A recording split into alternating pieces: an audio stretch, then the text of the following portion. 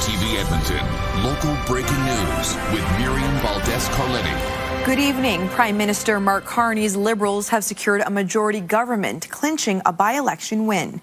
CTV News has declared a win for both by-elections in the ridings of University Rosedale and Scarborough Southwest in Toronto, giving them 173 seats.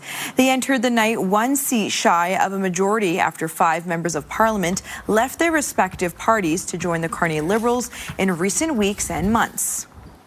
A second-degree murder trial for the man accused of killing a 15-year-old St. Albert boy was set to begin today. Instead, Keith Landry pleaded guilty to a lesser manslaughter charge. CTV's Amanda Anderson reports, and a warning: some details may be disturbing for viewers. I have no compassion for him. My son is gone, and he's sentenced me to a life of agony. Sherry Moran fought back tears as she spoke about the man accused of killing her 15-year-old son, Broden Radomski. It happened at this Edmonton green space in May 2024, near 184th Street and 137 Avenue. In an agreed statement of facts, the court heard the accused, Keith Landry, went with 2 friends to walk dogs, meeting up with Moran and her 2 sons. Landry had been drinking and doing drugs the night before and bought a Mickey of vodka on the way to the green space. At one point, Landry pulled a folding knife from his pocket, ran up behind Broden, and in a single motion slashed his throat, severing the teen's jugular vein. His mother covered the wound and asked someone to call an ambulance. While she was holding Broden, he said, "Mom, Keith stabbed me." The court heard Broden died from massive blood loss within minutes. He was a kid that, in my mind, he died twice the man that Keith ever was. He didn't cry at all. After being stabbed, after having a grown man chase you and stab you in the neck, he died a man. A 10-day second-degree murder trial was scheduled to start today, but instead of opening arguments, the justice was informed there would be a plea. Landry pleaded guilty to the lesser manslaughter charge. A month ago, I would have thought that was taking accountability, but now I'm not sure he just did it to get a less time, I guess. I don't know. It's hard to judge remorse. The Crown and Defence are expected to present a joint sentence submission next week. The teen's family will also be given a chance to tell the court about the impact his death has had before the justice decides on Landry's sentence. Amanda Anderson, CTV News, Edmonton. An Edmonton teen has been charged with aggravated assault in connection with a stabbing at a high school. The stabbing happened last Friday at noon at Jasper Place High School. The victim was another 16-year-old boy. He suffered life-threatening injuries. He's since been released and is recovering at home. Police say the two were involved in an argument earlier in the day. Police say during the second confrontation, the victim tried to walk away and was stabbed. The accused left the school and was arrested nearby. The province is paving the way for the private sector to play a larger role in Alberta's healthcare system. Bill 29 was introduced in the legislature this afternoon. It would allow Albertans to pay for diagnostic tests and screenings out of pocket without a doctor's referral. CTV's Jeremy Thompson reports. We've all heard an ounce of prevention is worth a pound of cure. The government telegraphed its intention to broaden access to private health care in Alberta. In this October video, the Premier and Health Minister explain the benefits of allowing Albertans to pay for diagnostic tests without a doctor's referral. If there's a preventative test you wish to purchase, you will be entirely free to do so in Alberta. Now, to be clear, the UCP's public health guarantee remains in full force. Minister Adriana LaGrange says it's about adding capacity to the system, adamant that tests ordered by doctors will still take priority, even at private clinics. Obviously, people are paying for these tests themselves. There will be a market, a private market, that will step in to meet that capacity demand. The minister was light on details at her press conference. The bill does not discuss who's eligible to pay for tests, which tests can be self-referred, how and where to access those tests, or how insurance coverage will work, even though some of those details were in the October video. This includes MRIs, CT scans, full body scans, blood work, you name it. The plan hasn't changed. It's just we need the regulation, the legislation to empower us to be able to build the regulations. Even if Bill 29 allows more people to get diagnosed, the opposition New Democrats say the healthcare system is still too slammed to treat them. Once you get the results, somebody has to interpret that, somebody has to own down that process of the ownership of the care, and that will increase the pressures on the system without injecting resources in the system. Minister LaGrange says the details will be ready by this fall after consulting healthcare experts. Jeremy Thompson, CTV News, Edmonton. A survey of some Alberta physicians says some of the new provincial rules around medical assistance in dying are not appropriate. Alberta's government has introduced Bill 18. It would limit MAID to those likely to die of natural causes within a year. More than 70% of physicians with the Alberta Medical Association who were surveyed say the 12-month timeline is inappropriate. They say it misaligns with their ability to accurately predict timelines for a disease's natural progression. More than half are concerned about provisions prohibiting doctors from initiating a conversation about MAID with patients. Alberta Sport Minister says he wants to be cautious with the review of combative sports in the province.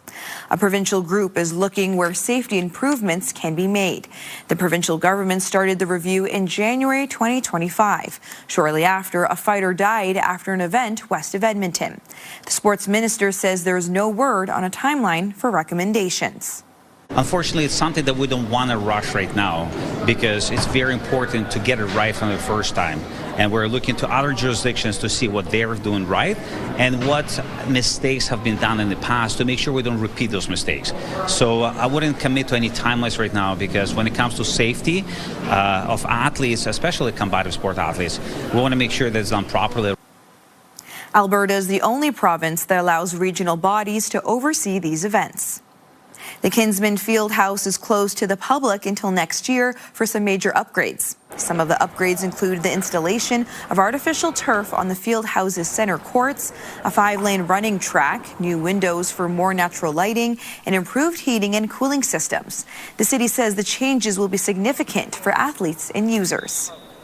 Within the track, we're now going to have an artificial turf surface, which is really going to support kind of the field sports community from baseball, rugby, in the sports that use essentially grass, soccer. And then along the outside, we're also going to have a third surface, which is going to be new, which is going to support more on our member side, our pickleball players, our badminton players. Brad Badger says the upgrades are a long time coming. The Fieldhouse's surfaces haven't been changed since the early 80s. He says money was freed up in the city's budget for rehabilitation work. It's going to change the whole east side of this facility. It's going to take 12 to 14 months, so it's going to take some time, but when we reopen it is going to make it more modern and take us into the future to support training and events at this facility, which is a big part of what Kinsmen does. The city is working with other facilities to help accommodate groups who use the Fieldhouse. The Kinsmen is expected to reopen in the fall of 2027. Elk Island School District is celebrating a new school that will specialize in getting students into careers in the Heartland. The Elk Island Heartland Collegiate School will be a grade 7 to 12 school. It will offer specialized programming aimed at filling a labor need in Alberta's industrial heartland. The new school will replace 2 schools that are more than 50 years old. The district says this has been a priority for Fort Saskatchewan. The learning spaces have been good for what we've been using for, but in order to prepare our students for the future and what careers they're going to need, we need more modern spaces and more modern technology. So this is going to be able to prepare our students for that. The new school will have a maximum capacity of 1,600 students. The project has no timeline. The district says it's aiming to finish construction in 3 to 5 years.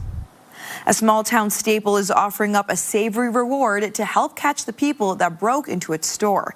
CTV's Evan Kenny has more from Alberta's sausage capital.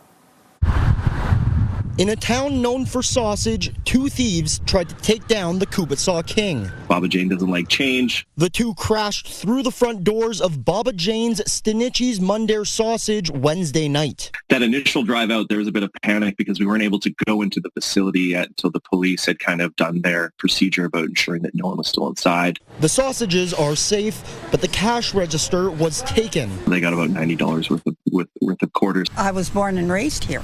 Okay. So I know the Stonichis from a way back. We're very sad. And they are very generous to the community. Now Stinichis is asking for the community's help, hoping someone can help link the thieves to the crime. If there's any information that results in the perpetrators, the weenies as I call them, being arrested, then that individual is entitled to 100 rings of locally made Ukrainian Mundare sausage. It's a case loyal customers in Alberta's sausage capital are ready to take a bite of. Have you guys heard of the reward that's been put out? Oh, yes, we did. What are you guys' thoughts on that as a reward? Pretty good one, eh? Oh, that's a good one. That's cute. That's really funny. That'd be worth finding them. Nobody makes it like they do. Nobody. And if they say they do, they're lying. Stinniches wants the thieves found so they don't return to the store or any other businesses in the area. Evan Kenny, CTV News, Mundare.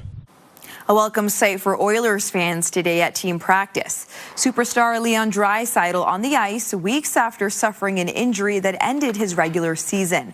The team anticipates Draisaitl will return to action sometime during the first round of the playoffs.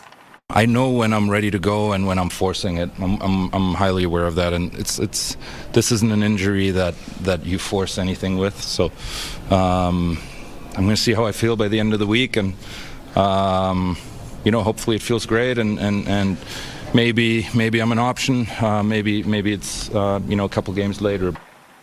Forwards Zach Hyman, Jason Dickinson, and Max Jones are also hurt and were out of the lineup tonight. Plenty of golfers were waiting for the weather to turn to get outside.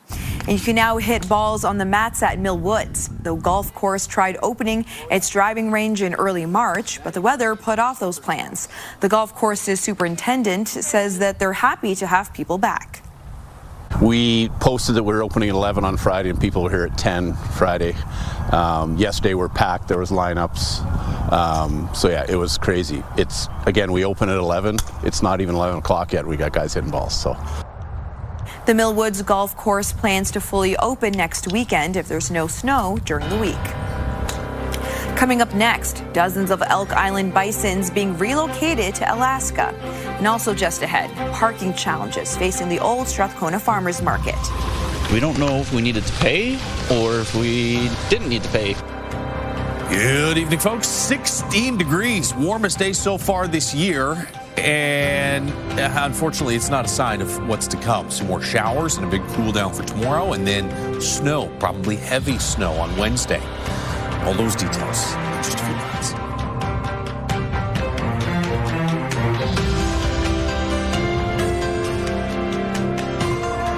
Programming brought to you by James H. Brown Injury Lawyers, the heavy hitters of injury law. Coming up Tuesday on Your Morning, making your spring cleaning a bit more manageable. Plus, we learned more about the Canadian Wheelchair Basketball League ahead of the finals in our city. Your Morning Edmonton, weekdays.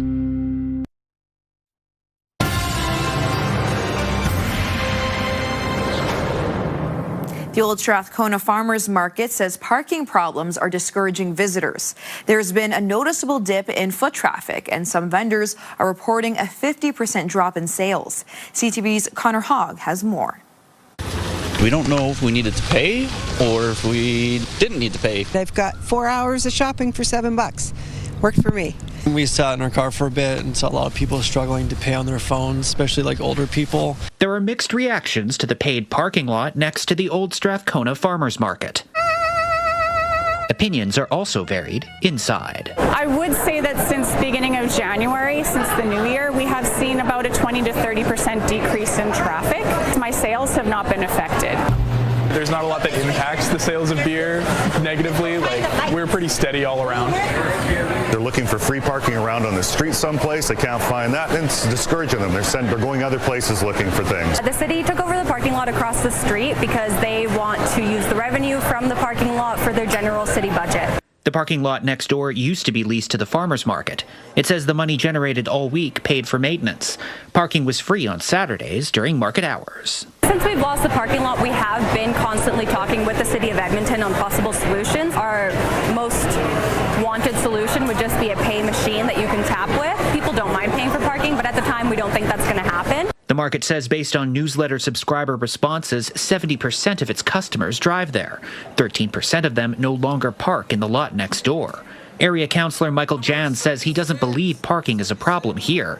He points to the market being open both Saturday and Sunday. The vendor numbers I've seen show that there's consistent numbers of people coming to the market on a weekend. It just, instead of them all coming on Saturday, they're spreading it out between Saturday and Sunday. Jan says the market being open more is a requirement in its new lease from the city, and he wants to see it open even more down the road. He says the city is planning on discussing improvements to its parking systems. Jan says those, plus improved wayfinding, will get even more people to the farmers market. I want dollars from the parking lot to go towards doing that, telling people come to the market, there's parking here, there's parking here, there's parking here. City Council will plan parking improvements in June. Connor Hogg, CTV News, Edmonton.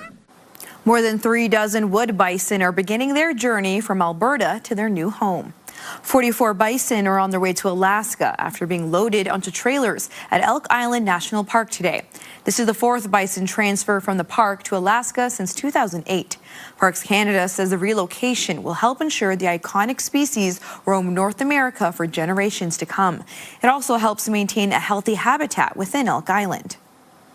And some Alberta farmers are getting ready to seed their fields. While the start of the growing season comes with promise, it also comes with challenges. CTV's Quinn Keenan has more on the situation in southern Alberta.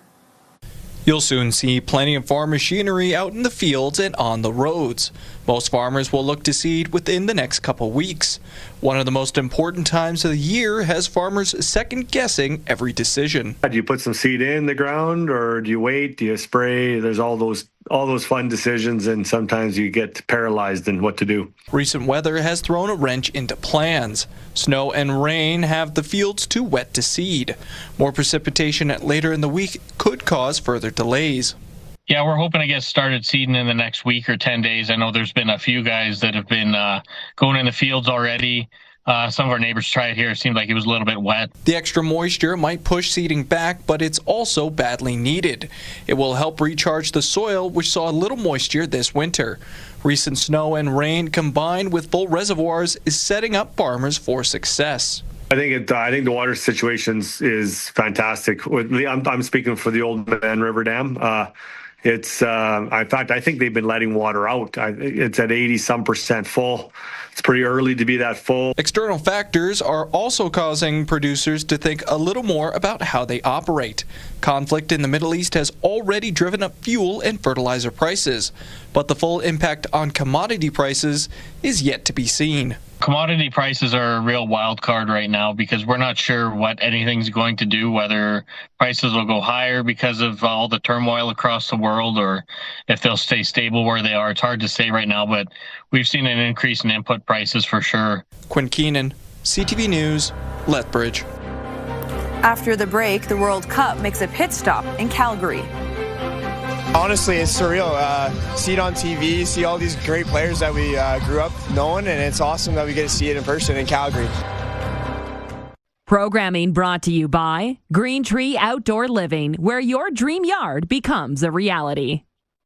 Welcome back. -1 this morning, 16 puts us 7 degrees warmer than average today. We won't be back above average, though, it looks like, until the weekend as some cooler air sinks in.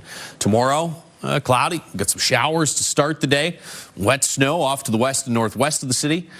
Bit of a break, and then some more showers or steadier rain late in the day Tuesday.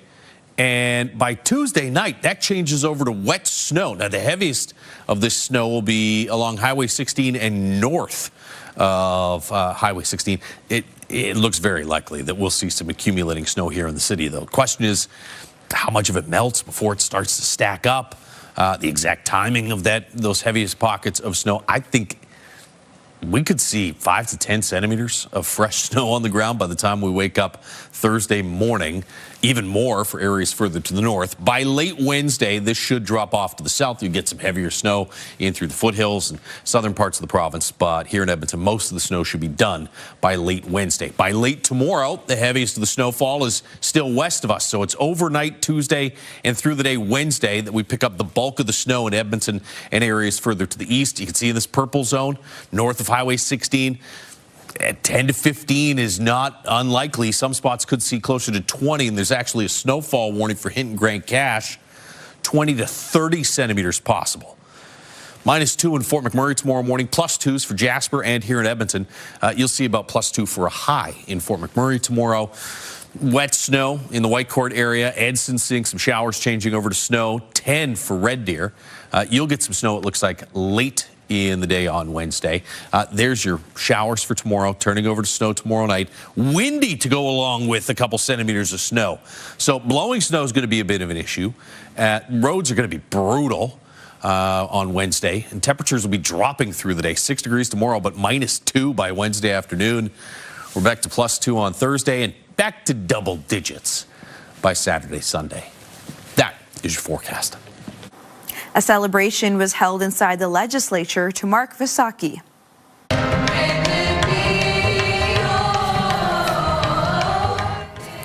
A local Sikh choir performed inside the rotunda in front of a crowd. The holiday is an ancient spring festival with its roots in Punjab and northern India. One organizer says celebrating good moments is more important than ever. We don't live in a fantasy. We see there is racism, there is poverty that exists in society. And so when we connect back to the values of our gurus, those divine beings who took us away from such things, it is important to celebrate this today. In fact, remember this every day. Vaisakhi officially begins tomorrow. And mission accomplished. That is the message from NASA today as the crew of the Artemis II mission reflect on a historic trip around the moon. NASA now is looking forward to the next Artemis launches. ABC's Alex Stone has more on what's next. It was the splashdown watched around the world. A perfect bullseye splashdown. Ending the 10-day mission around the moon and back. With the 4 astronauts and the Orion capsule safely on Earth, NASA is now looking toward the future of lunar exploration. We learned a lot of things on a pure human level. We learned how 4 outstanding human beings can bring the world together on this epic journey of discovery. On a technical level, we learned all about the ecosystem, the life support system on that vehicle that kept the astronauts alive on their journey 250,000 miles away from Earth. With their post-mission medical checkups complete, the 4 astronauts are talking about the history-making journey. It's a special thing to be a human, and it's a special thing to be on planet Earth. Thank you. The crew still in awe of what they accomplished. And I want to thank God again, because even bigger than my challenge trying to describe what we went through, the gratitude of seeing what we saw, doing what we did, and being with who I was with, it's too big to just be in one body. For NASA, the focus is now on Artemis III. There's going to be procedural changes. I mean, this is why we fly. We fly, we learn. Artemis III is planned for next year, designed to test docking mechanisms, but it's Artemis IV in 2028 slated to be the first mission in more than 5 decades to put humans on the surface of the moon. Alex Stone, ABC News, Los Angeles. Excitement is building for the 2026 FIFA World Cup. Soccer fans in our province braved a spring storm to get a chance to see the trophy in person. CTV's Jordan Canagan was there. 3, 2, 1. It weighs just 6 kilograms, but to soccer fans across the globe, it represents everything. Honestly, it's surreal. See it on TV, see all these great players that we grew up knowing, and it's awesome that we get to see it in person in Calgary. Play soccer, you know what I'm saying? Trophy came out to Calgary, you know, we had to show out. The trophy tour stopped in Calgary Sunday, unveiled by a Brazilian defender who won the World Cup in 2002. For me, World Cup brings joyful atmosphere and connect all the people around the soccer. And you cannot find this anywhere else. It's a chance for fans to get up close and personal with the golden prize, taking photos and testing their skills. And maybe even get inspired from all their dreams to become Canada's next Alphonso Davies or Christine Sinclair. And with games set to kick off in June, fans in Calgary say the anticipation is growing. Even though there's not going to be any games here, it's nice to see that we're getting the representation that I think we deserve. You know what? You look at the weather here and you don't really think Calgary's a soccer place, but it's actually a pretty surreal experience when everybody can get together and come see the World Cup because it came to a place like this. A 2026 World Cup hosted by Canada, Mexico, and the United States will kick off in just under 2 months. Jordan Canagan, CTV News, Calgary. And that's our show for this evening. Thank you so much for tuning in. Have a good night.